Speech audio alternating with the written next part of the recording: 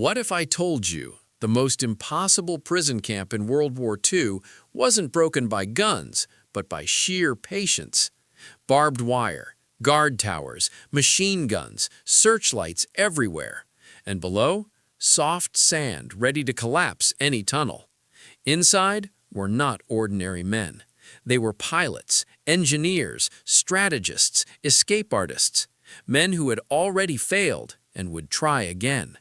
They didn't fight with bullets, they fought with shovels. 3 tunnels, hundreds of men, one daring night. This wasn't just escape, it was defiance, brotherhood, and hope against all odds. This is the Great Escape. The story begins in 1943. A group of German military trucks is driving through the peaceful countryside of France. Inside the trucks are captured Allied soldiers. Soon, the convoy arrives at a newly built prison camp. The soldiers get out of the trucks and look around their new prison. By this time in World War II, the Germans are tired of Allied prisoners escaping again and again. They have spent a lot of time and resources catching escapees. So now they have gathered the most troublesome prisoners, the ones who have tried to escape many times before, and placed them all in one high-security camp. Most of these prisoners are from the British Army.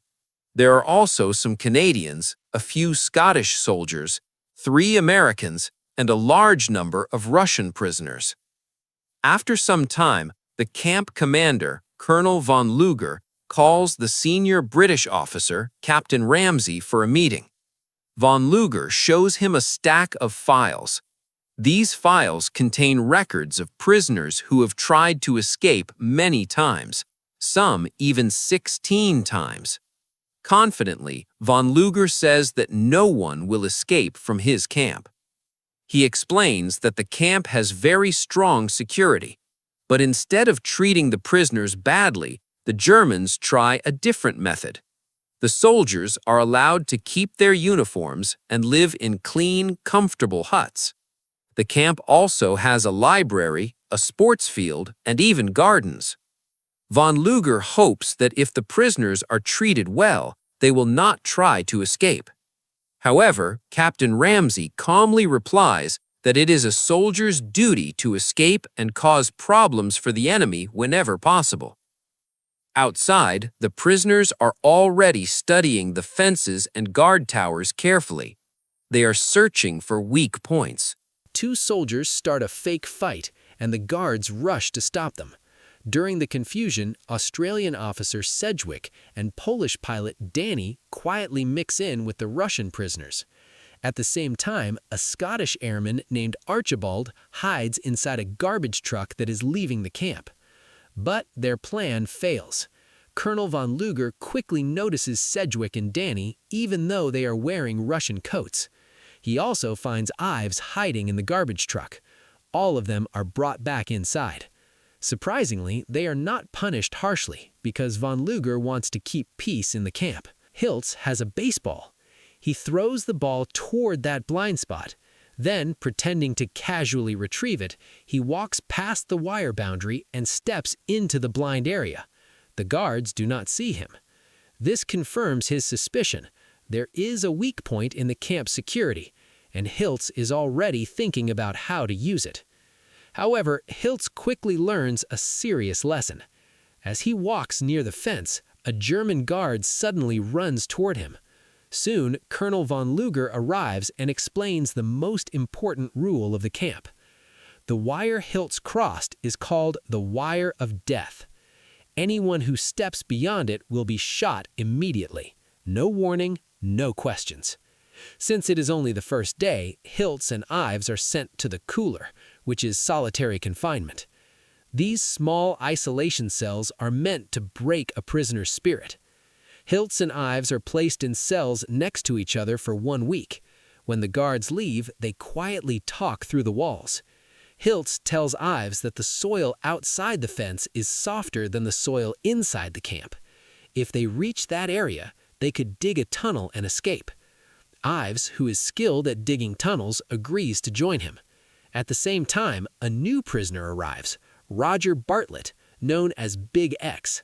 He has planned many escapes before. Soon, he gathers the prisoners and shares a bold idea. They will plan the biggest escape ever and try to free 250 men at once. They will dig 3 tunnels: Tom, Dick, and Harry. If one fails, the others may still work. The prisoners organize themselves into teams. Some dig, some make tools, some create fake documents, some secretly spread the dirt around the camp so the guards do not notice. The plan is risky. If they are caught, they could be shot. But they keep working. Before we continue and see how this daring escape unfolds, don't forget to subscribe to my channel, hit the bell icon, and leave a like so you won't miss the next thrilling part of this story. Meanwhile, Hiltz and Ives try their own small escape plan, but they are caught and sent back to solitary confinement for 20 days. Hiltz stays calm. Back in the camp, the big tunnel project continues. The prisoners cleverly hide the dark tunnel soil by dropping it from hidden bags inside their trousers and mixing it with the ground while pretending to garden. Even when Colonel von Luger becomes suspicious and checks the soil himself, he finds nothing. The escape plan is moving forward, but the danger is growing every day.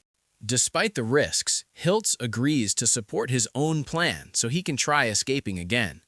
While talking, Bartlett asks Hiltz to use his next escape as a chance to scout the area around the camp.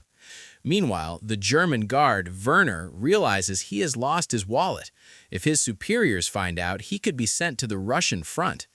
Hendley admits he has the wallet and starts using it to get more items needed for the escape. That evening, Bartlett decides to shut down the Dick and Harry tunnels. Only Tom is almost finished. A few days later, on the 4th of July, the American prisoners organize a party. They make potato moonshine with a homemade still and celebrate Independence Day with everyone in the camp. While the prisoners are distracted, von Luger checks the huts. A guard notices something unusual under a water heater and discovers the Tom tunnel. This shocks Ives so much that he loses control. He walks in a daze toward the barbed wire, climbs it, and is shot by the guards near the top. Hiltz tries to stop him, but it's too late. After this tragedy, the prisoners focus all their efforts on the Harry tunnel. Hiltz agrees to Bartlett's earlier suggestion and goes outside the camp to gather information, knowing he will be caught again. He uses this opportunity to collect precise details about the area, which are later used to make escape maps. Slowly, the tunnel is completed. On the night of the escape, the prisoners put on German-style clothes, carry their forged papers, and enter the tunnel. Unfortunately, the tunnel ends 20 feet short of the forest. Bartlett orders the escape to continue anyway. Hiltz, the first out, improvises a signal system using a rope. He signals when the German guards are not watching, allowing others to slip into the forest safely.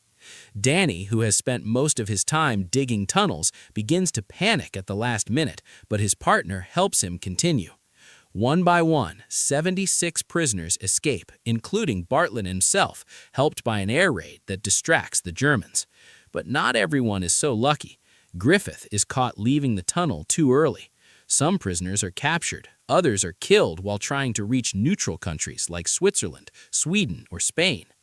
Hendley and Blythe steal a plane to reach Switzerland, but the engine fails. Blythe is shot by Nazis, and Hendley, devastated, surrenders. Bartlett is recognized in a railway station but escapes briefly thanks to Eric, who sacrifices himself. Eventually, Bartlett is captured by SS Lieutenant Steinach. Elsewhere, Hiltz steals a motorcycle and nearly reaches the Swiss border, but gets caught in the barbed wire and is captured. Within days, almost all escaped prisoners are either recaptured or killed. 50 escapees are executed, while Hendley and 10 others are returned to the camp. Von Luger is removed from command for failing to stop the escape. Only 3 prisoners survive. Danny and Willie steal a rowboat and escape to a Swedish ship. Sedgwick, on a stolen bicycle, is guided by French resistance fighters to Spain. The movie ends with Hiltz back in the camp, handcuffed in solitary. As the guard locks his cell and walks away, he pauses when he hears the familiar sound of Hiltz bouncing a baseball against the wall.